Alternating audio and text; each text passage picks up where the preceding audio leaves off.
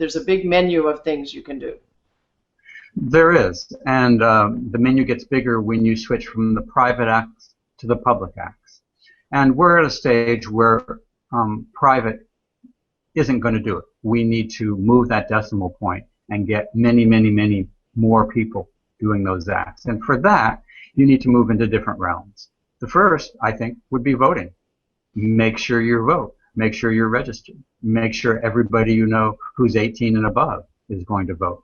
There's a huge pool of untapped votes out there that haven't been counted. That could make a real difference. So what you're suggesting is that the millennials might vote differently than some of the rest of the electorate? Or that they might vote at all would be fabulous.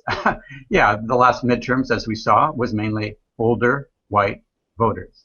And that's why we only had a turnout in the 30%. It would be a very different story. And, it can look as if we have no power and there's no easy lever to pull to make the changes that need making. And when you vote, the levers are actually there. They're harder to see, but they're there. So maybe you have elected a governor who then appoints somebody to a board who later on has the guts to stand up to the chemical industry, the fossil fuel industry. It's not a clear thing, but it's there. Maybe that governor appoints a judge who's crucial in a case on water quality, on air quality. And when you vote, you're making your private opinions public, and you're changing the climate in which politicians operate. And believe me, they're very sensitive to that climate. They want to stay in office. And if that means voting against Keystone Pipeline, that's what they'll do.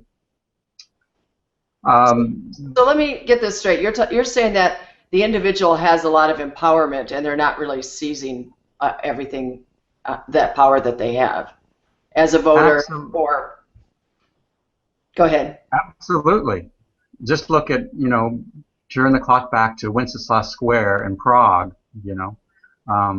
back in the 80s or around 1990. And, one person in Wenceslas Square doesn't make a big difference. You put 100,000 people there and they don't go home, makes a big difference. It's the power, the magic of not compound interest.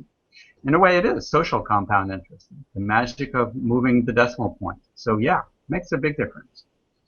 And that's how we're going to be able to make those private choices that we currently don't have. Right now, most people don't have a choice between commuting in their private car and using excellent public transport. So how do you get those? Well, you get those by entering the political realm and pressuring people to give them to us. Likewise, we need to improve our democracy in many different ways. I mean, it's crazy that we vote on a working day for most people. We don't have to accept a 30% turnout, We could have much, much higher. In some democracies, people are automatically registered to vote when they hit 18. There's none of this process that we're going through. So our democracy is really in need of some repairs. That's going to take public participation. Do you think people are starting on that, and do you think they continue forward and take even more and more action once they get on a path? Is that what you're seeing or hoping or seeing on your promotional tours? Well, I have to think about that one. Am I seeing it? I think action does beget action. I've certainly experienced it in my own life. Think about the times when you've been a little wary about making a certain dish, and then you dig into the recipe and you do it, and the next time you're not having to go over that hurdle. You feel confident. It feels more familiar.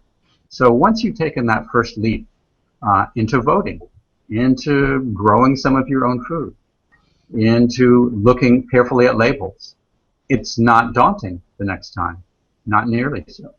So I think action does beget action. The good news is that there is enough wind, there is enough solar to transition over with ease. Our obstacles aren't technological, they're social, they're political, they're economic. Those are realms we control. Those aren't laws of nature that we don't control. So we ought to be able to fix this. It just takes understanding and the will. You really wanted to let people know, too, that they're not always getting the information they need from the media, or it's just not clear always what's what. Talk to me a little bit about that. That's clear. Well, absolutely. So money distorts politics. Money also distorts the media. So as I pointed out in the book, aliens monitoring our primetime television would have no idea we're having a climate crisis. Even if they're monitoring our mainstream news, they might have no idea. I went to the big climate march in New York in September. If you were watching Good Morning America that day, you could see people streaming through the streets going to join the march, and there was not one word about it on the broadcast. So yeah, the media is not acting as the headlights we need to light our way and show us where to head. Not all of the media, but some of them are. You know, there are newspapers that are excellent. I think the New York Times is very good. They've recently hired more environmental reporters. That's excellent. Small papers in small towns probably aren't going to have the resources. And then there is that conflict with money, with advertising. They're dependent on advertisers. And advertisers have a big stake in business as usual.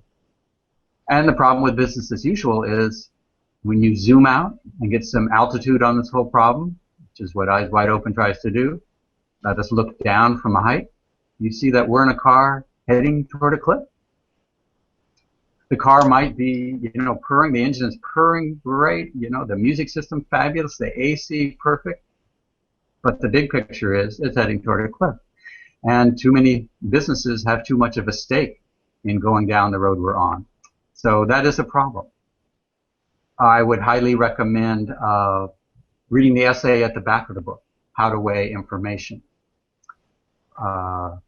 Gives you an overview of the news ecosystem, from comments on websites all the way up to peer-reviewed articles.